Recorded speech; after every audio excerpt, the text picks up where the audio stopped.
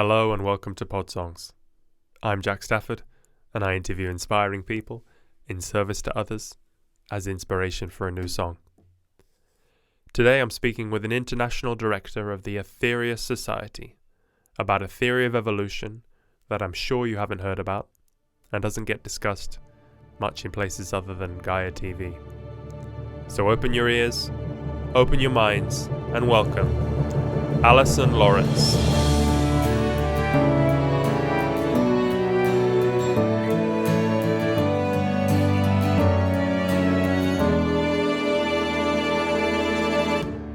Well, it's a story. It's a long story, and it's nothing like we've been taught at school.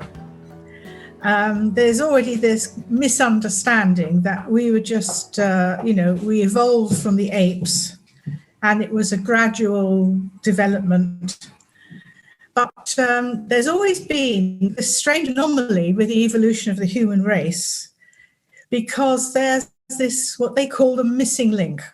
Because if you're looking at the Darwinist theories, it takes a very long time, from the amoeba stage. It's taken millions of years just for the evolution of the dinosaurs.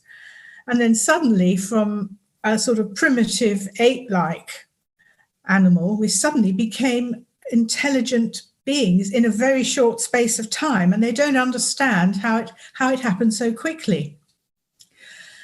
But if you look at all the legends and myths, and you can't totally dismiss them. I mean, it's really pieces of a jigsaw, and they haven't put it together. That's how I'd sum it up. And they talk about Atlantis, and there are certain ancient monuments that are clearly much older than the historians or even the archaeologists say they are. So we're looking really at a previous civilization that goes back much further. So you mean like the pyramids? Or yes. I mean, just take the Sphinx. I've looked into all this, and there are some sort of radical, if you like, radical archaeologists. They don't follow the line that governments want us to follow, and they definitely think that there's water erosion. That you can see the layers, you can actually see it. It's like looking at the Grand Canyon. That was once a sea. And the levels just went down, and it's sandstone. And it's not just weathering from rain, it's levels of water. It was clearly underwater at some point in its history. So that, if you like, coincides with the story of the Great Flood. And there are civilizations all over the world who talk about more than one flood, but, a flood that absolutely covered destroyed the world. Both sides of the Atlantic Ocean, and even going to the east. Going to sort of India and southern India and around the Pacific Ocean. There was, a huge cataclysm there as well. Well, I mean, where do we start? I don't. Maybe go back even further to Maldek. So because that's many people have heard of Atlantis, and that's on the Science Channel now. I mean, that's they are. I know. I've seen them all. Yeah. And I've seen some even quite good sort of historians. I mean, there's one woman in particular, I'm just trying to think of her name. She did a program on Atlantis, and she thought that Plato had got it wrong, talking about that, he must have made a mistake when he said that it went down 9,000 BC. She can't even accept that. And I mean, where would Atlantis have been located? Well, I don't think it was one particular location, but one place it wasn't was the Mediterranean.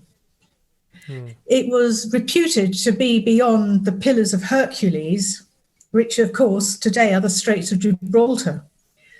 And in fact, there are more legends around the Canary Islands that are talking about a previous civilization And these people, they were conquered by the Spanish in the 16th century. They were called the Guanches, and they were destroyed, which was a terrible thing to do, as they did in those days.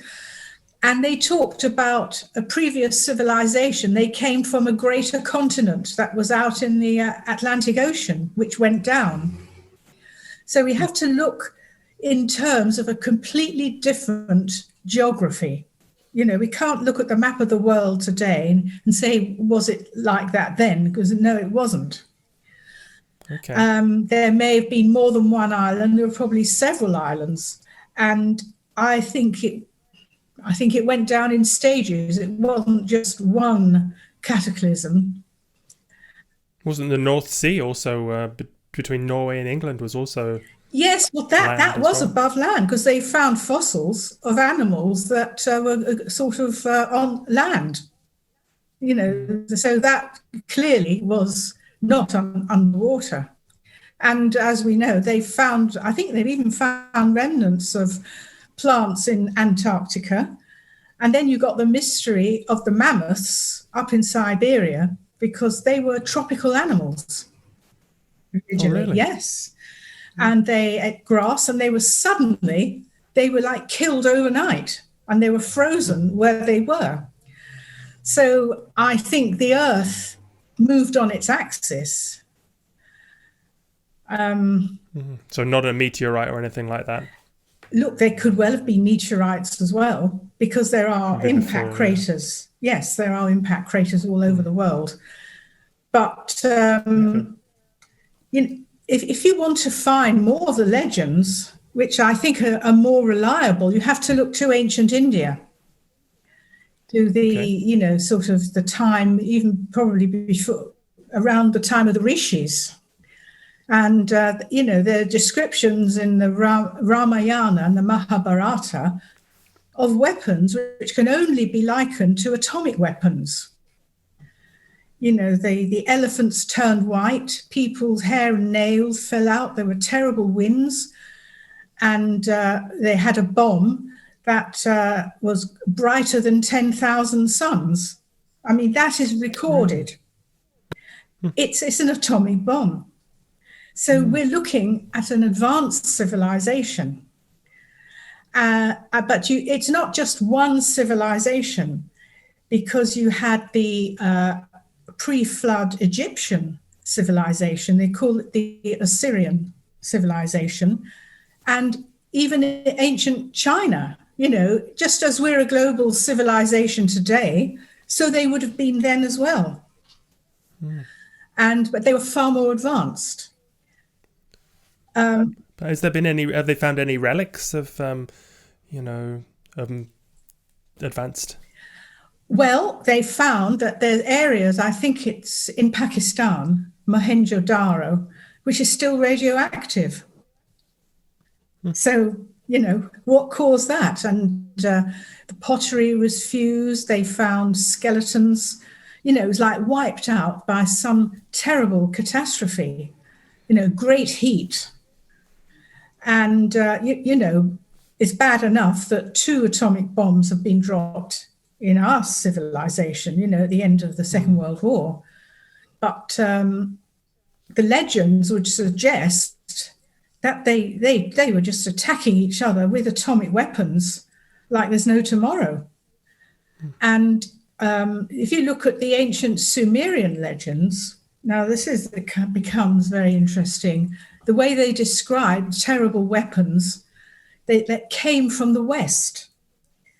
And even the Greeks say that the Atlanteans, such as they refer to them, were very warlike. So it's possible that they degenerated and they sort of decided to go on a spree of conquest, and came up through the Middle East and down through India. Because in India, they say that they were attacked from the north. So if you sort of put it together, they would have come from the west, which is roughly where, say, the Atlantic Ocean was, swept across there. And you see, in Libya, here's another example. They found this Libyan desert glass. And it's sheets of glass that just lying on the desert floor. And the only type of glass that can be compared to that is the fused glass that was formed when they were detonating atomic bombs in the Nevada desert in the sort of trial period. It's the same type of glass. And people were trying to say, oh, it must be meteoric, but there's no impact crater. So it looks as though, they had, atomic war, which just went right across, swept across the world. And how long ago would this have been then? Do you think millions of years? Or? Probably, I would say hundreds of thousands. Okay. Yes. There might have been like the one last little island left that Plato talks about. But, it was much bigger than that. I mean, they found pyramids. You can look on the internet and you can say, is it real? But I've seen photographs of a very large glass pyramid at the bottom of the Bermuda Triangle. And it's bigger than the Pyramid of Giza. And in the sea? Yes. Yeah. Oh. So, it begs the question, well, who built that? Gosh, well, I guess you only have to look at, the Mayan civilization and how that's just vanished in less than, how long? A couple of thousand years. Yes. And, that's right. Just completely, they can't even find the cities now. They have to go into the jungle, they have to use special. So that's just trees covering it. Imagine if there was tectonic activity and sea levels rising and... You see, I think the building of pyramids, it's a particular science, which is this is trying to use the earth energies. And they did it with pyramid power. And we haven't tapped that source at all. Dr. George King, he's not using pyramids in that way, but it's a science that taps the subtle energies. And you've got references by Edgar Casey, and he talks about Atlantis as an advanced civilization that also destroyed itself with terrible weapons. And if you look at the publication, You Are Responsible, there's a whole section of questions and answers with the master Aetherius, who talks about Atlantis in its heyday. And they definitely used, subtle energies. The priests were scientists. It's a whole different mindset to the way we are now. And looking across, say, ancient India, the people who could fly the vimanas or the flying craft, and I mean, there's a whole book about, UFOs or flying craft, the vimanas, and the different types, and you could only operate them if you were adept in the science of mantra. Yes, really? So not anyone could become a pilot. You had to have mind control. You had to have powers that we simply don't have today, and initiations, and we were more advanced then. That is just absolutely terrible. Yeah. And you got the myths and legends, and in fact, even some of there's a little hint by Mars Sector 6 when he says, that we took genetic engineering to levels that we don't dare go to, creating hybrids. And, we won't go there, what they got up to, but it was, black magic, things that you just really, really terrible. You mean like there have been sightings of videos of mermaids on the internet, for example, and Oh, I'm sure, but it's hard to say whether they were remnants of hybrids that were made or whether they were just aquatic humans who evolved in that way. Well, I believe they exist, definitely. Okay, so there was also Lemurius, the civilization before Atlantis. Yes, and is even further back. So yes, well, that was. I think that's when we'd reached our pinnacle of evolution. And Dr. King has said that the Vimanas, well, certainly some of the more high-tech ones that could suddenly split into 7 in one go. They had powers. The craft could do things that are in our fantasy, if you like. But and there was open communication with the civilizations on our neighboring planets like Mars and Venus. Okay. But of course, so we had. And there also, as another point, the ionosphere was thinner. So we were able to tune in to higher emanations coming from the sun, and also the pranas flowing freely, through the atmosphere and through the universe, because it can tap those. And every time that we've created a new civilization, it's been harder for us to climb out of the pit which we've made for ourselves. But it's called the Madame Blavatsky called it the ring pass. Yes, that's right. Yes, that's a reference to the ionosphere. But going even further back to Lemuria, that was, I think, based in the Pacific Ocean, and all the little islands that you see, like Fiji and all those South Sea islands. There's a whole network of them. They're the remnants.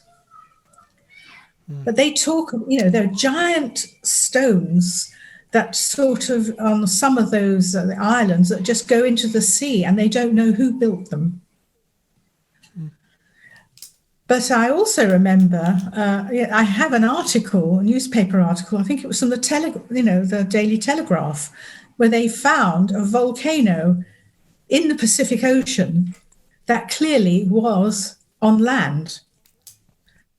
And the legends suggest that Lemuria was destroyed, by our atomic folly, but also huge volcanic eruptions, and the whole continent there just went down. I read also then there was skeletons found in many of the major museums of the world of giants. Yes, that's very interesting. I mean, you talk about giants in the Bible, and they definitely existed. But you see, there's so many cover-ups. Just like nobody wants us to know about the glass pyramid at the bottom of the Bermuda Triangle, and then you've got strange monuments under the sea off the coast of Japan. There's some very strange monuments which are clearly artificial, and they could only have been built using high-tech methods. Gosh, you're a wealth of knowledge of all these. I've studied it. I've written articles. I've written an article about it. I've lectured on it. And you also, going off track a bit, but with Mars, you've seen many of these. You've studied also the shapes on Mars. Yes, well, there are pyramids. There are pyramids on Mars. But that's another subject. But maybe there's evidence. Let's not. It's a huge topic. Oh, so. I know, but it's fascinating. But some of the things that Mars Sector 6 stated in the book called Life on the Planets have been proved correct. Okay. And that's actually an article I'm working on at the moment. This book is out of print, Life on the Planets. I've managed to get a PDF, but it may well be republished, Okay. So let's go even further back, because you do have these civilization programs on the internet, and these Atlantis and programs like this. But with the Aetherius Society and the teachings, you go even further back to a planet called Maldek. Yes. So maybe you could talk us a bit about that. Well, that is now what we call the asteroid belt, and the scientists say, well, there's not enough mass for it to be a planet, and if all the pieces were put together, it would be probably smaller than our moon. So they say it couldn't have been a planet. But that's really quite illogical. I mean, if, for instance, a planet were blown up, all the lighter elements would disappear. You'd just be left with the solid elements like the iron core or things like that. And a lot of the meteorites that fall to Earth have actually come from there. And it's interesting because Mars itself was damaged. Scientists do recognize that it's had some impact because the crust is thinner on one side and thicker on the other. And there are pockets of radioactive areas that are really quite highly radioactive.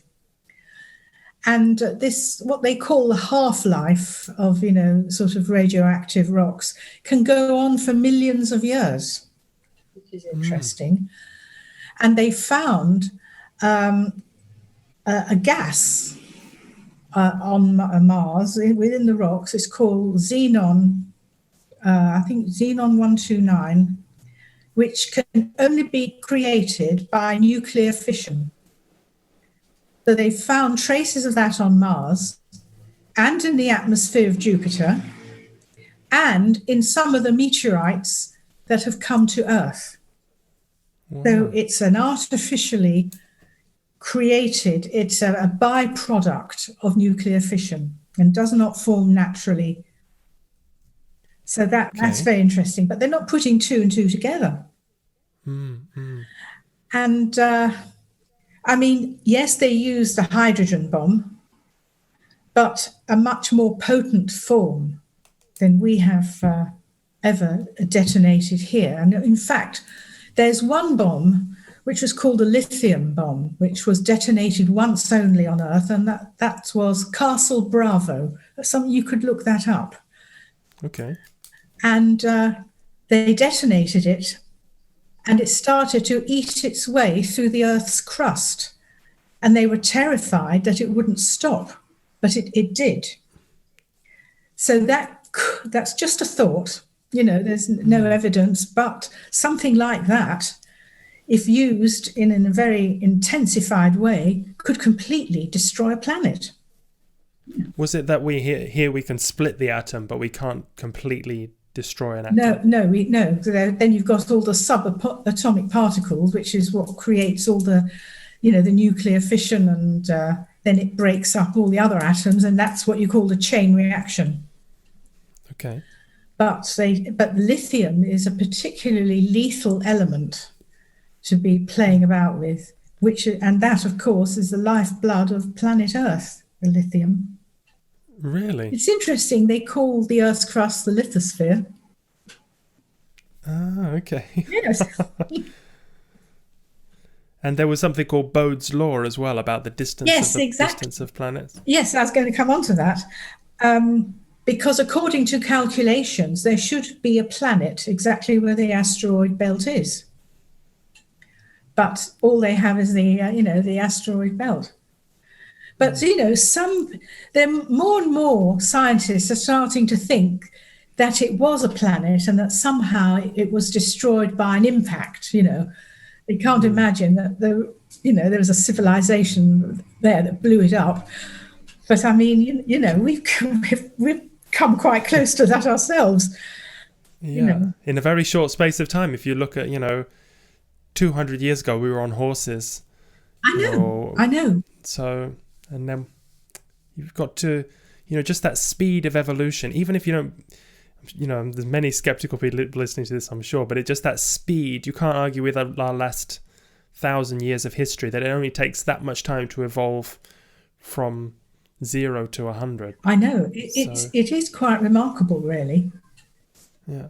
And if you think about, they say that this Earth is the only populated planet, but if it takes just that short space of time for a species to evolve, even from coming out of the swamp, if you look at the age of the universe, and that hasn't happened anywhere else, it's just the odds are just too crazy, no? I mean, I know. Yes.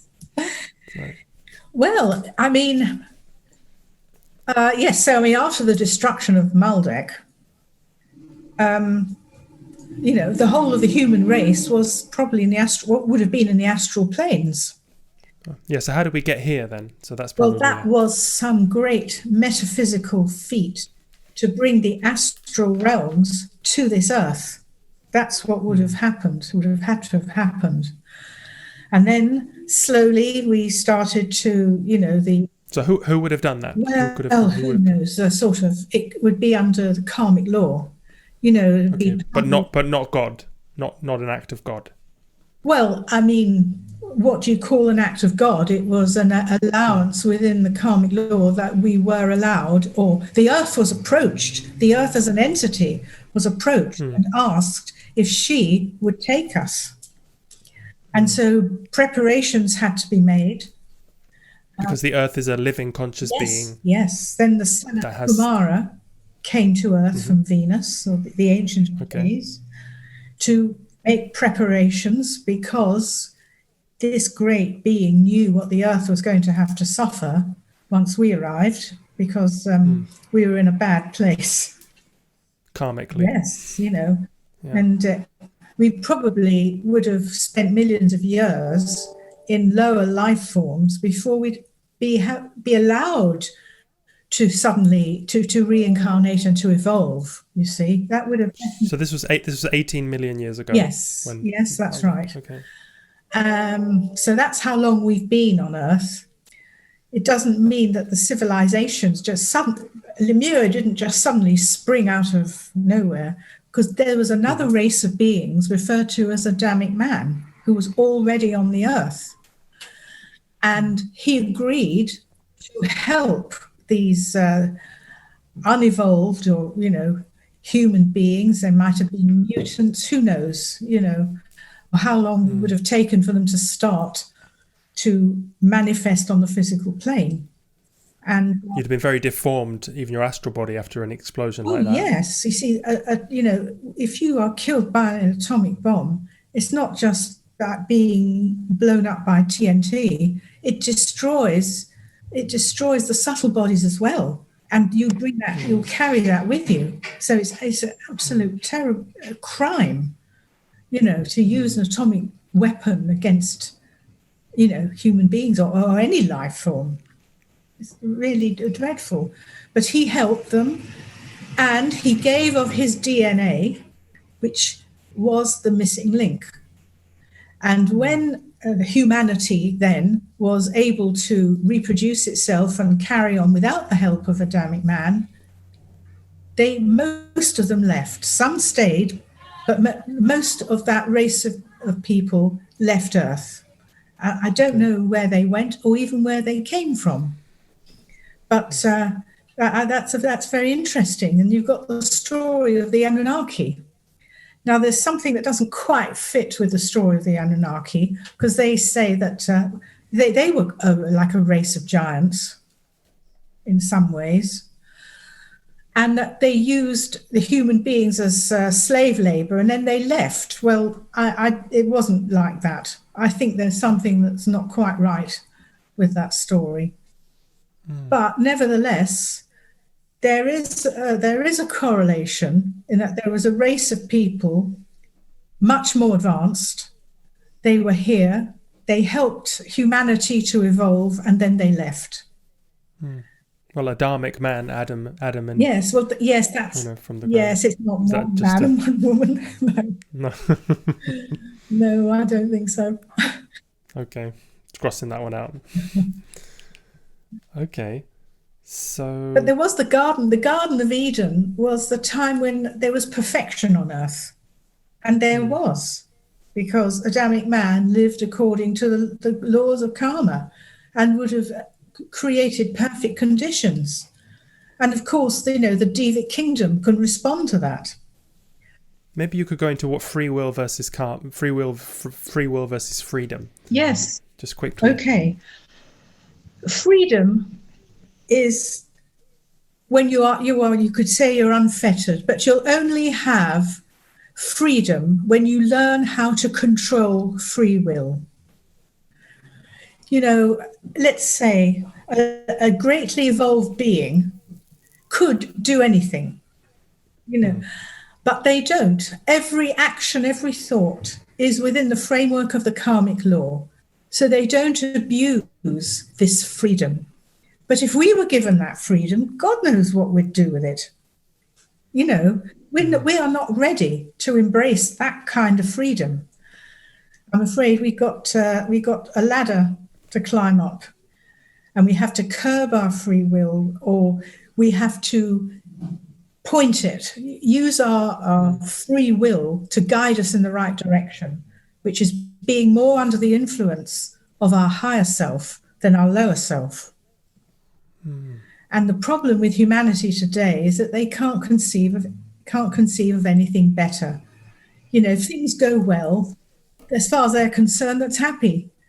You know, they've got the life, they've got a nice house, pleasant surroundings, you know, holidays, and they're very contented, and they can fly around the world and do this and that.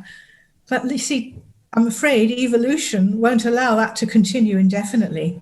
You're standing still, and you have to keep moving. You have to move forward. In fact, Dr. King said, he made a very relevant comment, which is something we should never forget. Move and live, stand still and die.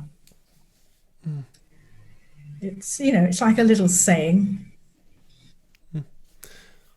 My last guest was Rupert Sheldrake. I was just interviewing him, and he was talking a lot about how modern science is, you know, very materialistic, and yes, it is. You know, missing out so much. Yeah, the consciousness comes from matter, and matter is unconscious. And the only reality is the material reality. There's nothing else. Well, they are so wrong. They are so wrong about that. Yeah. You know, how can we limit the universe? You can't. Just, you know, scientists think, sorry, I keep knocking the poor old scientists. I mean, they're trying to get to the bottom of things when they're not trying to cover up the truth, I might add. Yes. You know, like they won't tell us the truth about what they found on Mars. And why? Why not? What did they discover on Mars recently? Well, that there are monuments on Mars. They're endless, countless numbers of UFO sightings, and some of them have been seen on Mars. And it's up to individuals who can receive all the NASA photographs, and they're waiting. You know, they're like private individuals who make it their business to find interesting photographs and then publish them, and NASA can't stop it because there are signals coming through. Yes, that's right. Anyone can pick them up. Wow. Yeah. I've seen the face of Cydonia. Yes. Well, they tried that. I mean, they really tried to say that was nothing. That was just a trick of the light. But or else they doctor the photographs. You know, they found photographs of cities on the surface. And then you can see where they've sort of wiped it out, or just left a little bit, or maybe they had someone working with them who wanted people to know the truth. So people obviously asking, why don't they land openly and, you know, well, in Times Square? Yes, exactly. There are various reasons. And one is it could cause panic. But that's no reason, because they've made their presence very clear. But then there's a karmic implication for them landing. Right. This is the real reason. If they approached us and said, you've got to do that, that, and that, which might upset a lot of people. I mean, I'll give you an example. Years ago, I was at the Festival for Mind, Body, Spirit, and I was on the Aetherius Society stand. And someone came up to me and said, why won't they land openly? I mean, that's a perennial question. So I said, if a tall being stepped out of a spacecraft and said, give up all your good worldly goods and follow me, would you do it? And he stopped for a moment and he said, no. I said, well, that's why they don't land. Because if you're given a directive from someone who's more evolved than yourself, there's a karmic implication, and it puts karmic pressure on us So their whole strategy is to get us to change from within. And when we, give us just enough proof for you to do some searching and, like the yogis, personal development, so that you realize that there's more to life than just the material world. And you put all that together and it'll bring about a change within you. And then you'll become more psychic. You'll be aware of so much more in life. It's just having that curiosity, that being, when you hear a truth, being able to say, okay, I believe that, that's the truth to me, and just knowing in your heart that's right. I mean, I knew it was true when I read the 9 Freedoms. I knew it was true, and that was like something from within me. And well, I won't say how many years I've been in the Aetherius Society, but it's decades now. So we've done the past, and now the present is, I think the present's pretty obvious to everyone, but from the Aetherius perspective, I mean, you said this can't go on forever, so karmically there's this pressure building up all the time, and karma is God manifested, is God, is karma is pressure to get you, the soul, to move towards you the spirit. It's putting pressure to make you go in a certain direction, and it's through experience, and whatever that is, and that takes many lifetimes, because we are unascended. You see, now I can go on to that if you like. Because we're fourth aspect. Maybe. Is that... No, we're not fourth aspect being. A fourth aspect being is someone from another world, say from Mars or Venus, who will incarnate part of himself into the human reincarnatory cycle, and will be like a human being, like Jesus and like a lot of other cosmic masters. Right. Okay. It's not the full aspect, but it's the fourth aspect. We aren't ready for that. Because that's why you look at Saturn and you see dust and clouds. You don't see, because they're on a much higher plane. Yeah. Just say that one thing about I heard you say about the electromagnetic spectrum as a film, a length of film. Yes. And if it were, I'm just trying to remember, if it were like a mile long, just to use an example, the visible spectrum would be like an inch. That's all we're aware of. So what about all the rest? So everything exists on different levels of light, of solidified light. Yes, it's. I don't even think it's as straightforward as that. It's all physical. Oh, wait a minute. Oh, I haven't got my glasses. Sorry, just a moment. Oh, wait a minute. We've got to bring some research material. Yes. Oh, I'm sorry. I underestimated that. If you imagine the electromagnetic spectrum as a reel of film 2,500 miles long, the portion that most people can see, unless you are highly sensitive, is approximately 2 frames or 2 inches. So it's 2 inches out of 2,500 miles. Wow. Gosh. That was handy having Richard there.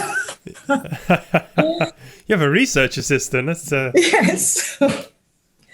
Yes, so it's But you're saying it's not, because we are solidified light. Everything is solidified sunlight. That's absolutely with carbon life forms, yeah. Yes. Vibrating atoms blinking in and out of existence. And it's all an aspect, we control it. The spirit is, that's the unmanifested part of us. And then the soul is a part that's trying to direct us towards the spirit, really. And we are then bound by karma. And so when we die, we go to live on the astral realms. Yes. The level depending, is that on the electromagnetic frequency? Is that a different point? It may not be. It's a different vibration altogether. I don't It's think it can complicated. be defined in terms of the electromagnetic spectrum, but Okay. it could be. I mean, there could be life in the sort of closer to us in the ultraviolet. I mean, the long wave ultraviolet is the border between the visible and the invisible. Because the lower realms are actually darker, yeah, and the higher realms are. But I but don't then know. you get up to the short. Then you get shortwave ultraviolets, and then you've got X-rays, and then you've got cosmic rays. And I mean, it's infinite, really. But so there's levels of existence at these different frequencies. Yes, yes. Well, there are. So they could be in the exact same physical space, like a radio. Like between my hands could be Wi-Fi, radio waves, TV signals, mobile phone signals, all these sound frequencies existing in the same in space. Yes, that's right. Not interfering with each other at No, all. that's right. Not visible to me. No, that's that. Yes, it's a good analogy. Yeah. Okay. And yes, but so we have to. The purpose of life is really to reach the point where you have no need to reincarnate as a human being, as we are, bound by karma. And that's Okay. when you reach the point where you have the choice between going to join the spiritual hierarchy of Earth, who are what you call the ascended masters. And they've come from all different traditions, if you like, The graduates. different races, different religions. I mean, every religion, if practiced correctly, would ultimately lead you to that. But you'd really have to Okay. practice it properly. Okay. So then you graduate, you flower, you become a butterfly. Yes, if you like, yes. But Okay. you've got that's one choice. Or at that point, you've got the choice to join another planetary race, like say Mars or even Jupiter, and join their life cycle. You then go on to a different planetary life cycle where you have different experiences, but it's all part of evolution. Okay. But the Great White Brotherhood, the masters there, have chosen to stay on Earth in order to help us. That is the thing. But they are limited in what they can do as well, because they can't just do our job for us. We have. Well, it's like me talking to a 16-year-old, or even, Sorry. it's or 20. The battery's running low. One moment, I plug it in. Okay.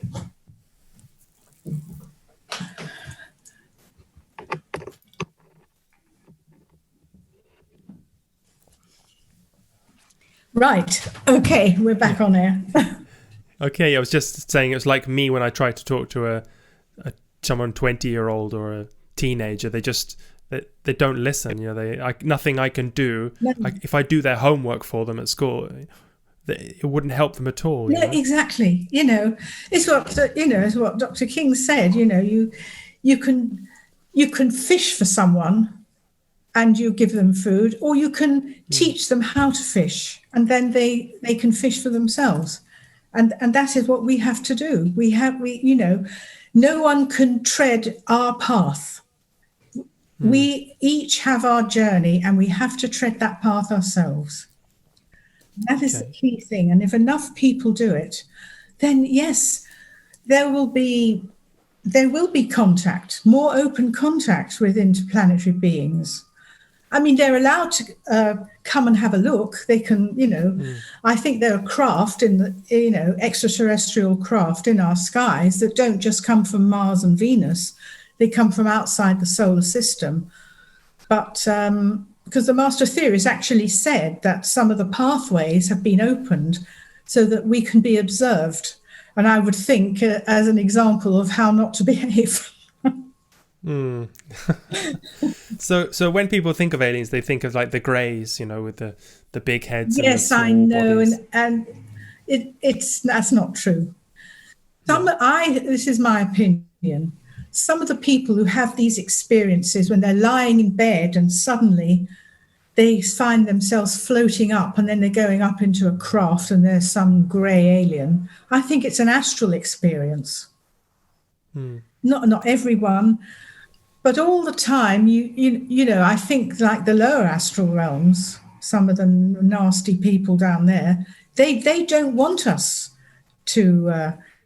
They could be doing abductions. So, you know, at one time it was demonic entities. Now it's grey aliens. You know, it's just, you know, it's just a sign of the times, really.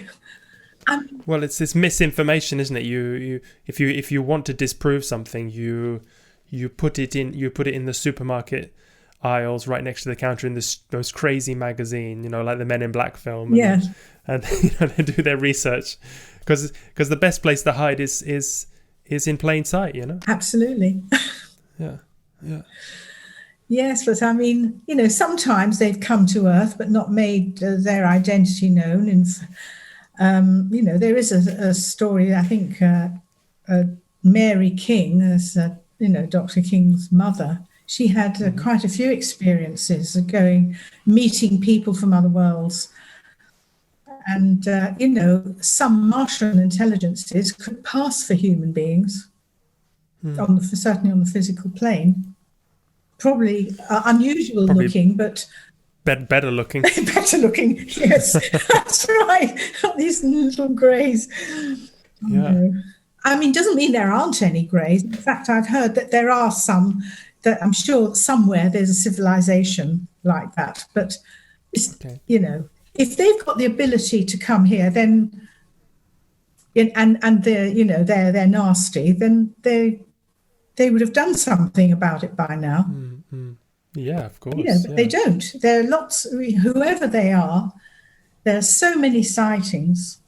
And, you know, I mean, even the American Navy has finally admitted that, you know, footage that they've taken is genuine. And that's been published. It's just it got buried by COVID, you know. It's another good attempt to deviate from the path. Okay, so, and also it's then in the Aetherius Society, so we have directives for the next 1,000 years. Is there a time limit on this situation, and what happens after that? Well, we know that there's going to be the next master. This was, you know, I think all religions have said it. Dr. King was given the Lord's declaration on Brown Willie, that, you know, the holy mountain in Cornwall. And there's going to come a time when he will, by law, have to arrive, and he'll arrive in a spacecraft. You see, we've had the initiation of Earth, so there is a time limit. So what was the what was the initiation of Earth, just for anyone who doesn't know? Right. The planet is a living, conscious being, and much, you know, it's an amalgamation of souls. In fact, it's an amalgamation of lords of the sun who got together to create a planetary consciousness, a logos. Okay. And even a planet will undergo an initiation, just as we do at our level. So does Mother Earth at a planetary level. As above, as below. Yes, absolutely. And vast energies were given to the Mother Earth, and the date, which we all celebrate in the Aetherius Society, is July the 8th, 1964. But the Mother Earth is holding this energy in abeyance. But there'll come a time when, by karmic law, she won't be able to hold this in abeyance, and she'll be told the time has come. But before that, the next master will come, which is preparing the way. I mean, we're sort of preparing the way for the next master, who will then prepare the next stage for the final release of energy, and the ionosphere is going to come down. Now, that's quite a daunting thought. So I kind of got used to that. It was... Well, it's interesting. I mean, that was, you know, that when was given? years ago, the New World, the Master Aetherius gave he gave a transmission entitled "The New World Message to England." It was in the 1960s, before the initiation of Earth, and he said the ionosphere was going to come down. And it was in the 70s that these holes started to appear in Antarctica and different places around the Earth, the thinning of the ionosphere. People said it was the aerosols and the... Well, of course they're going to say it's all man-made, that yes, we have a duty to look after the Mother Earth, who has allowed us to live here for some 18 million years. Yes, the debt that we owe to the Mother Earth for giving us experience, for giving us the chance to evolve. But it's up to us to evolve in the right way. And, if we don't evolve spiritually, we won't be able to live here. So, and I think is global warming also happening, or is that part of the acceleration? I think it's a natural acceleration that's not helped by our activities. Right. That's how I would put it. So yes, we should stop. It's wrong to say, oh no, we can just carry on as we are, because it's a crime. What we're blowing up the earth and digging for minerals that we don't need, quite frankly. We're just look how they're decimating the forests. I mean, we shouldn't be doing that. They're disappearing. That's going to cause global warming, and that is man-made activity. 100%, yeah. But the Earth could just shift, and it would all be over anyway. But it is gently moving. The axis is moving at the moment, no? Yes. Well, it's interesting because the magnetic north was not at the North Pole, and that's moving around. And there are areas around the Earth, and there's one very large one called the South Atlantic Anomaly, where the magnetosphere is weakening. And all the indications are that we're going to have a pole reversal. It's not the Earth's crust moving over the mantle, because that would be like a flip of the axis. But, this has happened periodically, and it will still cause cataclysms. It would cause a terrible disruption. It wouldn't decimate the human race, but... so an actual pole reversal where the north becomes the south? Yes, and south, yes. A complete reversal. It's heading for that. That's what they think. And that we have been warned, actually, by the Master Aetherius that the new age could come in, gently, okay, or with a sudden cataclysm, and that is up to us. So, karma. So those warnings have been given. Yeah. We have to spiritualize ourselves. It's terribly important, and then we can become more receptive to the finer cosmic radiations coming from the sun. So it's actually a promotion. A promotion is waiting. Yes. Oh, absolutely. Yeah. I mean, the human race could change overnight, but there isn't the will to do it, as we know. So what happens to those not willing to evolve? Well, there is another planet within this solar system that hasn't yet been discovered, although there are even hints that there could be another one. And we'll have to start our life cycle all over again. Yeah. Oh dear, one day we'll learn. But it's, we won't remember. So, we can't even remember Atlantis. So, how do you teach people that don't remember? I mean, that's kind of... Why is the memory wiped after each birth? I mean, I have my theories, but... Well, I've got theories as well, and there are various theories. You don't necessarily deserve to remember. You will. There'll come a point in your evolution when you will remember. You have to be quite advanced for that. But then you can look dispassionately at all your lives and you can see where you did well, where you fell, and all the lessons you had to undergo to reach that point. But, you might just, if you know too much about your past, I don't think you'd go forward. No, you'd be really upset. You wouldn't necessarily learn the lessons. I have to get you back on next time. You have to learn the lesson, and then you say, "Why is this happening to me? Right. I can't understand thank you, it. Alyson. Why It's is really, life treating really me wonderful like chatting this?" to you. And that is karma, and it's there to teach us. It's not a punishment, because this is something else that people talk about. Karma is bad, Oh, if you've got karma, something terrible is going to happen. It's not about punishment.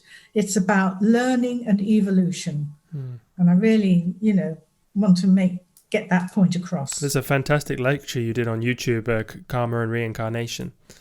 Oh, Karma and Kundalini. Oh, sorry, Karma and Kundalini. Yes, yeah. Karma and Kundalini, that's right. I really recommend that anyone checks that out. So. Oh, well, thank you. Yeah.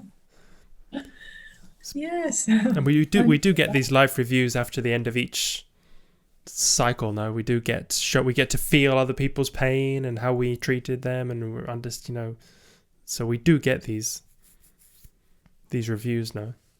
Yes. Oh, yes. But we just don't remember them. If you realise that life, we do have a destiny. That nothing is not. We're just like a pebble in the ocean, and we're just washed over by events in life, but there's a purpose to everything. I think that does help us. It is, yeah. Okay. Well, I have to write a song about this, so. Yeah. And I was thinking about caterpillars and butterflies, because we're kind of caterpillars. Yes, that's right. Yes, we haven't. That's right. We haven't evolved yet. But then you see, unlike a butterfly, which only lives for a day or something, once we evolve, we won't go back. We go on to even greater things. Yeah, you can't get a butterfly back in the chrysalis, can you? I mean, it would break its wings. No, the point I'm making is that you go on, and you can be something even more beautiful, even more fantastic. And it's all part of God. It's all part of the matrix of creation. So what are the 9 freedoms then that we can, because we've been told what we have to look forward to if we do graduate? Could you just give us a quick summary of that? Well, the first step is bravery. Okay. And this is the biggest stumbling block of all. People don't have the courage of their convictions. They've got to be prepared to stand apart from the crowd or the general consensus and follow truth, however fantastic it might sound. So that's the first thing. And if you're fearless, you're not frightened of, what life might have in store for you, then that gives you the freedom to really go forward.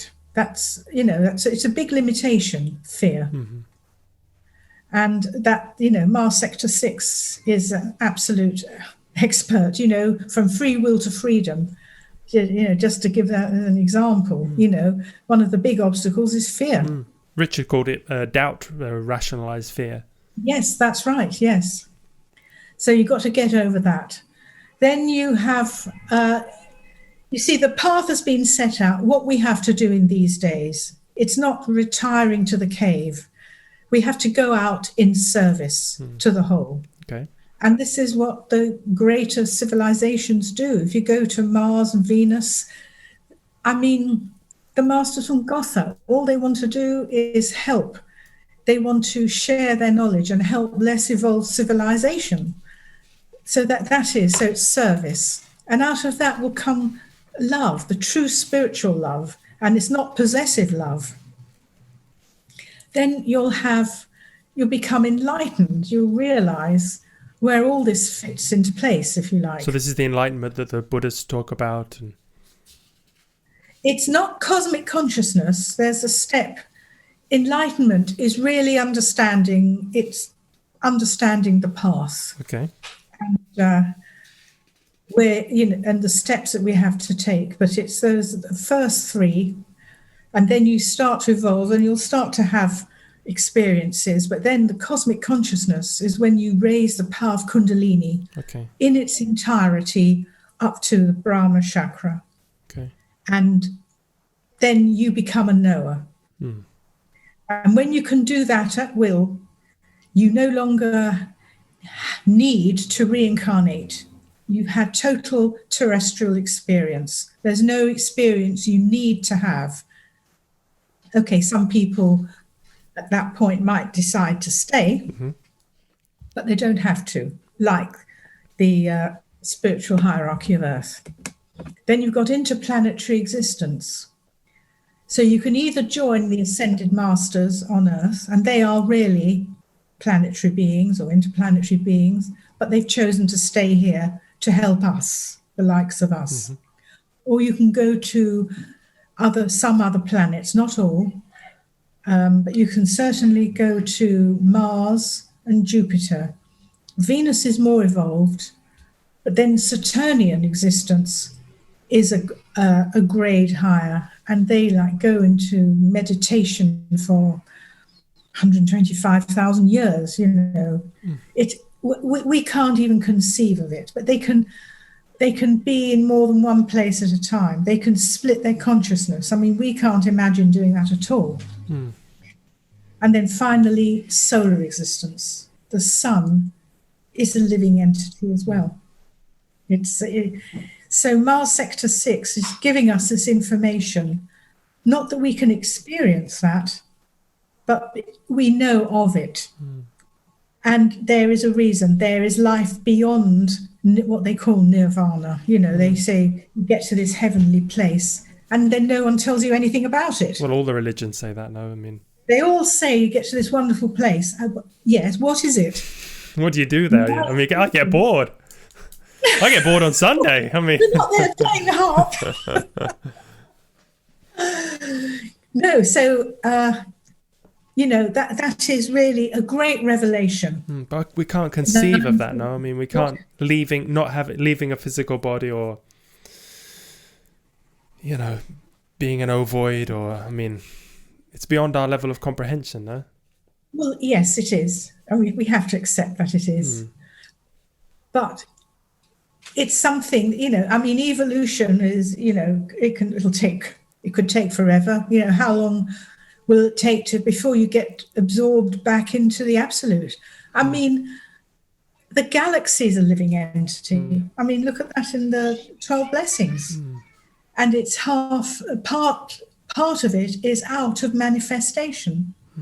What does that mean? So is it black holes, suns evolving into black holes, evolving into galaxies evolving? We don't know we don't know beyond the 9. I'm interested in that. Very interested. Because energy comes from a black hole as well. Oh, really? But we don't. Yes. Yeah. Sometimes they call them white holes. We know what we think they are, which is matter that's so dense that nothing can escape. But we don't know what that is at a higher level. Did Dr. King ever talk about black holes? Or? No, he did. No, he didn't. Oh, he had enough. Setting up the missions and just trying, to give us a path that we can continue into the future. With the great missions. That is just fantastic. It's karmic manipulation, what we do with Operation Sunbeam and the Saturn mission, prayer power. I know, shame you can't come. Well, we're limited at the moment. So if people want to, 99% of the people listening to this will not be, but maybe somebody, it touches, they get some echoes of memory, and they want to join, they want to learn more. So what would be a good next step? Well, I definitely recommend the 9 Freedoms. I can recommend all the books, published by on the Amazon. Aetherius. They're on Amazon or the Aetherius website. Yes, they are. contact with the gods from space. That's one of Richard's book, and UFOs and the extraterrestrial message. It puts it all into context. And of course, King Yoga, the book King Yoga, which is us, the spiritual practices.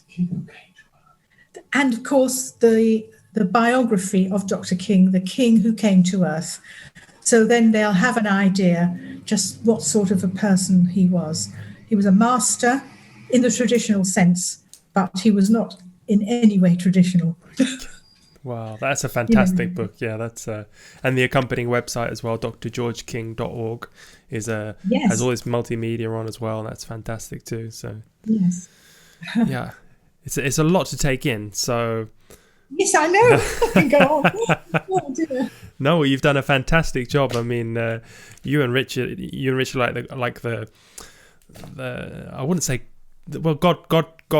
Can I say godparents, godfather of the organization? And so, it feels like that sometimes. Yeah, I mean, I watch your, you do these special addresses, and then because you two are one of the only people studying these teachings and really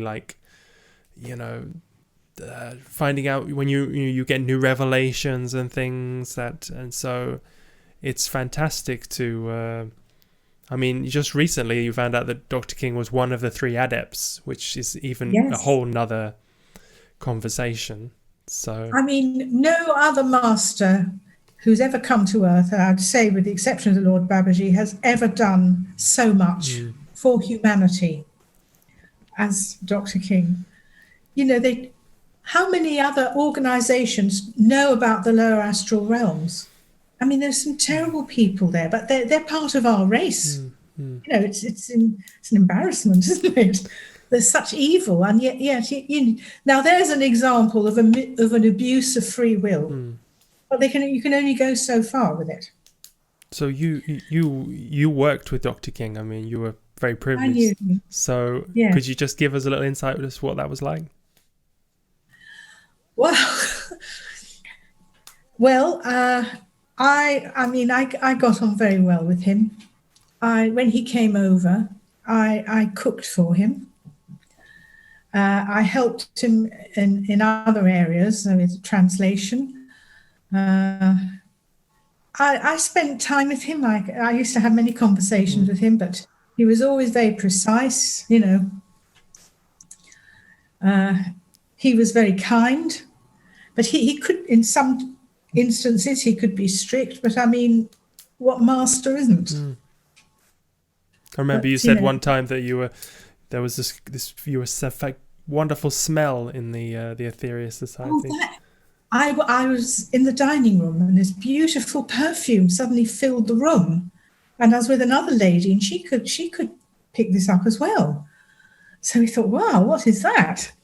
And then I found out later, the same day, that Dr. King was coming over, and he was on the plane. So he was like projecting a thought of how much it was love, to give out for a thought emanation, to have a perfume like that. Yeah, it would have to be a beautiful thought form. Wonderful. Yeah, I can't imagine what it was like. So you definitely had good karma. Yes, I was born time when I was there to be with him. Yeah. Well, one of his followers. Say. Well, is there anything else that you think we didn't cover? I mean, probably 101 things, but... I think that's probably enough for people to think about. It's enough for one song. One song? Oh, right. Okay, yeah.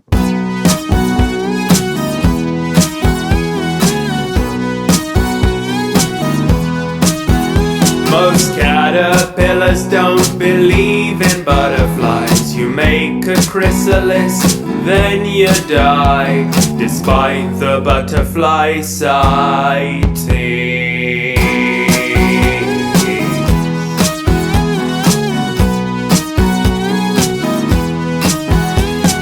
Butterflies in the sky, tricks of the light or cloud formations, flocks of birds or your expectations. Who knows, who can say?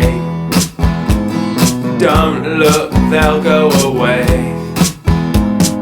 Caterpillars are apathetic. They're focused on their leaf.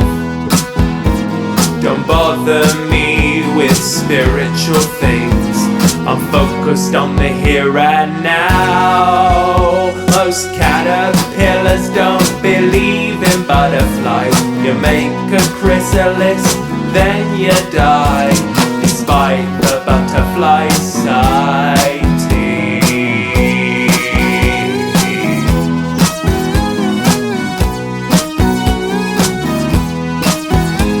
The 9 Freedoms explains it all, how bravery, love and service lead to enlightenment and cosmic consciousness, then ascension and interplanetary existence, before we go to Saturn and then life on the sun. Many more things are mentioned. It's a lot to take in. And when talking to caterpillars, it's hard to know where to begin. The caterpillar government's not helping things.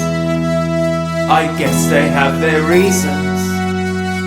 But I know one day that everyone will see, inevitably, that becoming butterflies is our destiny.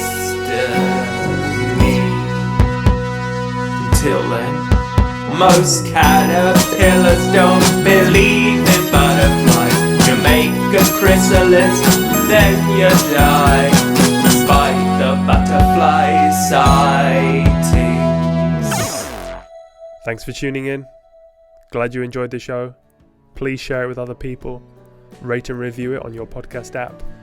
And search out the song on any of the major music services or download directly from podsongs.com. That's the best way to support us. Thanks to Maurizio Sarnicola and Massimino Vodza for working with me on the music, and Dori Verba, my researcher. And thanks to you, the listener. See you next time.